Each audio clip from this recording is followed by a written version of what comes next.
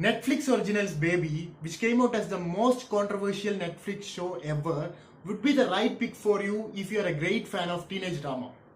At the start of the series, National Center for Sex Trafficking actually filed a report against the series stating that people should not watch the series, which in fact gave a word of mouth publicity to the series.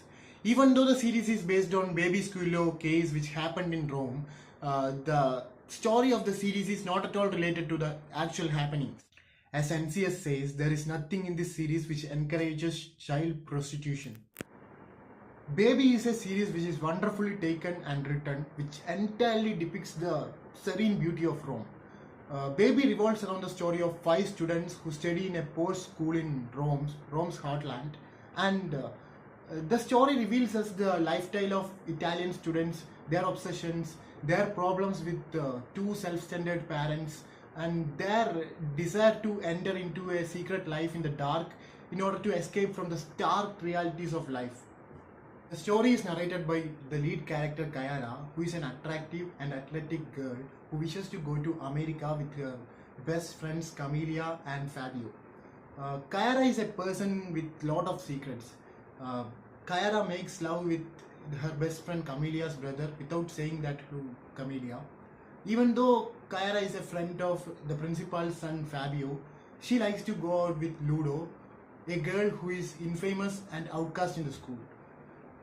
Kayara fell in love with Damiano, an Arab guy who is equally arrogant as well as rich. But Kayara's love became complicated when her best friend Camelia fell in love with Damiano. Kayara was disheartened by her parents who are too self-centered and found an escape from the reality in Ludo. The story moves as the two girls engages in the dark of the city to gain control over their life.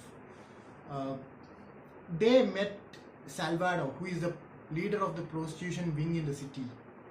Later problems arises as they found out the imminent danger.